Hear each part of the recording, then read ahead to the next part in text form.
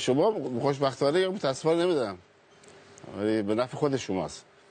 آهنگای ساده ای رو انتخاب میکنی برای خوندن. معمولا آهنگایی که تکنیکی به اون صورت نیستن. حالا نمیدونم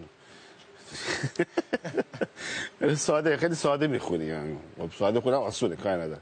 ولی خب یک کردیت که باید به شما داد، شما با صدای خودت میخونی، چون اصلش اوریجینال آقای چاوشی صداشو با ماشین درست میکنن، اینجا صداشو با دستگاه درست میکنن، میدن مردم گوش میکنن. شما با صدای خودت خوندی، من به خاطر به شما کردیت دادم.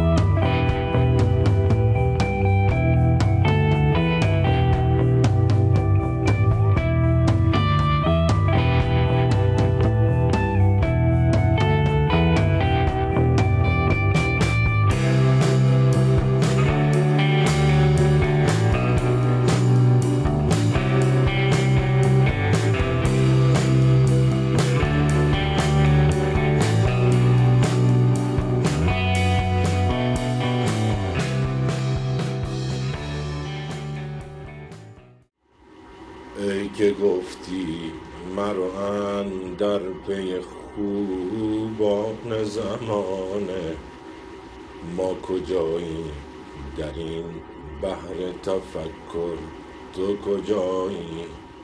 ای که گفتی مرو اندر پی خوبان زمانه، ما کجاییم در این بحر تفکر، تو کجایی؟ ببر در نتوانم زدن از دست رقیبا، می توانم که بیارم سر کویت به گدایی.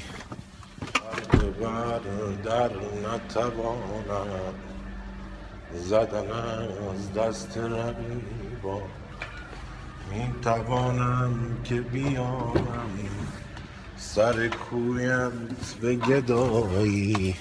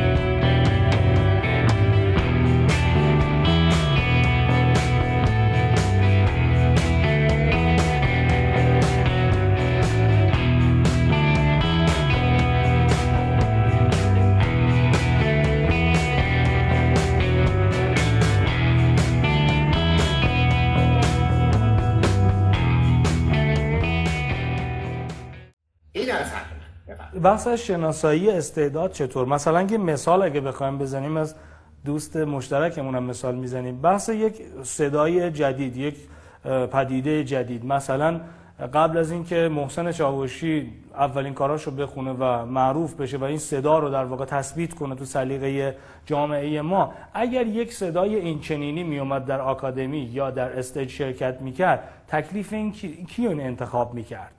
در واقع چه کسی میتونست این شناسایی، این استعدادی که امروز یکی از بزرگترین خواننده‌های ما، شاید هم بالاترین رده در واقع طرفدار و بهترین کارهای بله. پس این آدم به لحاظ موفقیت، به لحاظ زیباشناسی، به لحاظ آدم خیلی موفقیه.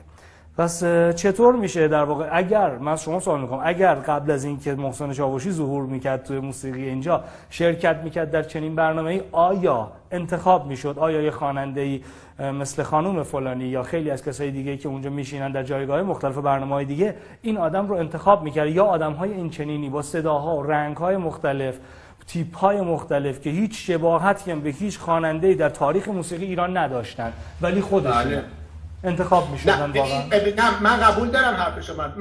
به من نوعی بود اگر به انتخاب بود مطمئناً برمی‌داشتم.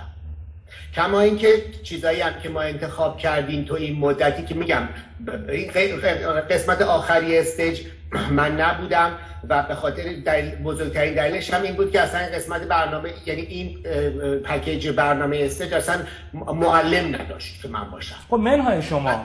آره، من نه آهنگسازم، نه مثل محسن جان تهیه کننده هستم، نه نیستم. من یک منتور، گفتم براتون یه چیز دیگه است. ولی اگر یک کسی مثل آقای چاوشی عزیز ما تو اون سه دوره می اومد برای چیز، من مطمئناً برش می‌داشتم. خب منهای شما، آیا فکر میکنید کسی دیگه هم تو برنامه‌های مختلف یا در برنامه شما انتخاب میکردن؟ نه. ولی مطلقا سرمایه هم نیست. یه چیزی رو دقت کنین، در ایران من خودم به عنوان یه کسی که توی بخش سرمایه بیشتر شاید فعال باشم، ولی 25 سال توی این کارم، در کنارش رفتم موسیقی خوندم که حداقل سوادش رو داشته باشم، حرف نامربوط نزنم در این شغل. با همه این تفاصیل به این نتیجه رسیدم که آقا سرمایه بخش بزرگی از پرزنت کردن یه هنرمند نیست. یک، باید قابلیت و استعدادش رو داشته باشه. دو، یه منتور خیلی خوب در کنارت باشه، بتونه اونو خوب پرورش بده. سه، جامعه شناس بسیار خوبی باشه که بدونی این منتور چطوری تو رو توی چه مسیری شما رو پرورش بده. و از همه مهمتر در بخش استعدادیابی، حرف بهروز، ما احتیاج به آدمی داریم که سطح شکنی کرده باشه. یه آدمی مثل محسن چاوشی اگر تو برنامه‌های استعدادیابی که در داخل یا خارج از کشور بود، در قسمت مقدماتی شاید رد میشد. مثلا این چه صداییه؟ خب ولی این آدم پای اعتقادش وایساده، بدون کنسرت. دقت کن آقای هومن خان، بدون کنسرت گذاشتن، بدون هیچ گونه اجرای زنده‌ای. شاید الان یا شاید نه، قطعاً پرطرفدارترین خواننده حال حاضر داخل و خارج این مملکت در کلام فارسی. خودمون صدا هستیم. شما چه دیدی؟ شاید یه روز محسن چاوشی هم اومد لایو رو استیج. نه حتما میخونه. حتما ببین یه موضوعی وجود داره. من میخوام نه یه چیزی به شما بگم. میگم بدون اینکه تلویزیونیشون رو نشون بده، بدون اینکه بار تبلیغی برای این کار داشته باشه، این کارو انجام بده. قطعاً. مثل اندی که آدمیه که من خودم خیلی خودشو دوست دارم، صداییه که ممکنه که یه کارشناس گوش بده دوست نداشته باشه. ولی اینقدر پای اعتقادش وایساده شده اندی و شده. البته محسن جان یه چیزی دیگه من این پرانتز باز کنم، زمانه و اون چیزی که ما حالا خودمون میگیم شانس زد هم خیلی مهمه آقای